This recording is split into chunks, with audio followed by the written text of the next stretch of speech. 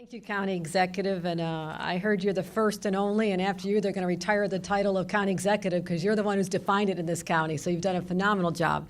And it was a great pleasure to be able to see your community through your eyes and the vision that you had years ago when you probably thought you were swimming uphill to create this whole vision to transform an abandoned school into a place of opportunity and bring higher education literally to a neighborhood that was in dire need. So I congratulate you on that project, the Strive project, but also what you've done for homeless veterans, literally eradicating the specter of homelessness for veterans in this county. And what I saw this morning truly should be a model for other counties, and I will share the good news of what you're doing here in Ulster as I travel the state.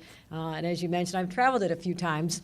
My staff actually calculated that I've been around the globe twice in the past year. And I said, you know what, let's do it 3 times. But I love coming to communities like this. First of all, it is spectacularly beautiful.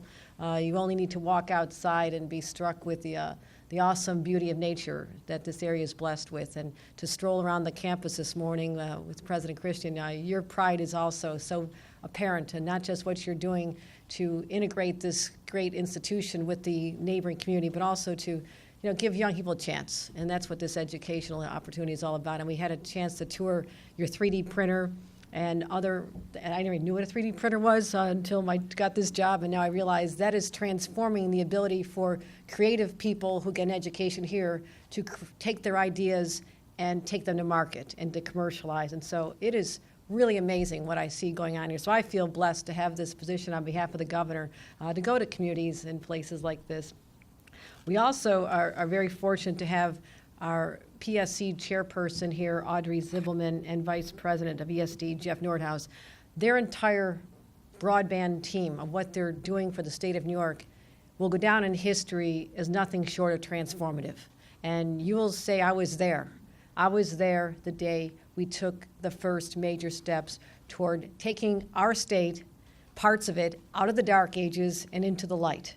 And I'm so happy to be joined by both of you. You'll be giving much more detail about what this proposal is, but it was a year ago on one of my very first adventures, I'd have to call it, on behalf of the governor. I was flown in a snowstorm, landing on, I'm not sure we really landed at an airport, I think it was a field up in the Adirondacks, to announce that the governor was going to try through the budget to get a $500 million commitment to say we'll put up this much money, more than any state in the nation, to make not just broadband, but access to high-speed broadband a reality for people all over the state. So I made that announcement. I made it home safely, but I wanted to announce here today because the governor believes that all New Yorkers deserve a chance at economic opportunity, and this should be home to any business in the nation who wants to come here and start an opportunity here right in the state of New York, because what is missing for so many parts of the state and parts of this country is this high-speed access to broadband. And I will tell you, just yesterday, part of my travels, I found myself in Chelsea, New York City. I walked through the mammoth building known as Google. You have to have roller skates to get to this building. It took me forever. But they told me that there's no way they would have come to New York State but for the fact that where they selected had access to high-speed broadband. And not only did they exceed their employment expectations, the CEOs had thought, hey, how many do we have? A few thousand employees? They're up to 5,700 employees, and they are growing. That is because what has become not just a luxury anymore, but a basic necessity of doing business is a reality in that area. So I would say that New York City is doing well. Long Island is doing well. Westchester is doing well. The problem has been when you go further north. When you come to Westchester, you go further north to the North Country, you go west where I'm from to Buffalo, it is a different story. And we are so fortunate to have a governor who believes that there is more to this state than simply downstate. There is an entire part of this state that deserves the attention and the resources that have been neglected for decades. So he has spent his entire tenure trying to reverse that narrative, that dynamic. And part of it is to make sure that we have access in every corner of the state to high-speed broadband. So today, because of that commitment, we are announcing that with the first phase is now beginning. As of today, the RFPs will be available online, and we're willing to accept we're going to accept the RFPs by March 1st, I believe. March 1st, is that our deadline? March 1st? You'll get more details, but it is starting. This is not just a pipe dream. We are prepared now to take New York State to the next level and to be competitive with any state in the nation when it comes to attracting and keeping businesses. That's what this is about. But it's not just about the business side. It is also about people's lives. Because I've been to communities. I used to represent in Congress some of the most rural parts of the state of New York, in places where there are 3 times as many cows as there are citizens, and that's okay. I wish the cows could vote, but they don't.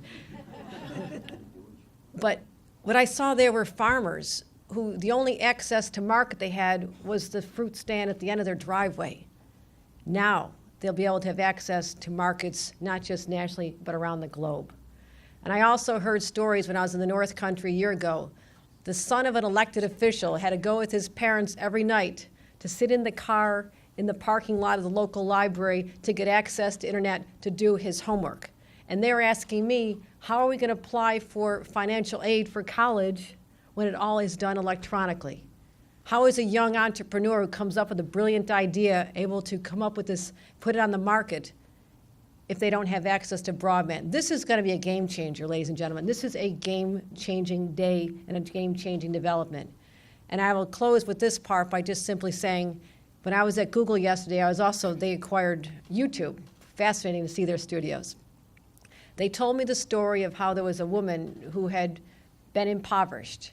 She was on public assistance. She didn't have much of a future, but the one thing she could do, she knew how to knit. And someone introduced her to the idea of going and showing how to do knitting classes on YouTube. She garnered such a large following that advertisers wanted to pay her to be on that site. So now she's got this huge following. She's a rock star to the knitting world, and she's able to support herself. So think about that. If she did not have the right access to the right speed internet, this woman would be someone we needed to take care of as a state and as a people. She is now independent financially. That story can be replicated all over the state of New York, and that is why this is such a significant announcement. But you get a twofer today. You get a twofer today. There is another significant announcement, which I'm really delighted on behalf of the governor to make, and that is earlier this morning, the Public Service Commission has announced the approval of a merger between Time Warner Cable and Charter Communications. And this is the first merger since the governor proactively strengthened the laws with respect to mergers to make sure that the public interest is paramount. And they have met the threshold that these individuals have for making sure that this is in the best interest of the public. And because of this, and you'll hear more details, but you'll be very proud at the deal that was struck, because there is going to be requirements that there is access to areas of the state that before did not make financial sense for companies to go to. They will now be going there. But secondarily, there will be a guarantee of a low-cost alternative for people. So if you are an individual who does not have the resources to spend a lot of money on your internet accessibility, you're now going to have that chance. And that is, again, a game changer for so many people, for that young person who graduates from this great institution, who goes home to their community and says, I have an idea. I want to take it to the internet market, and I have to have access. That's what's going to happen now. You are here. I'm proud of that. I'm delighted that you're here. And you are going to be able to say, again, I witnessed the beginning, the end of the dark ages.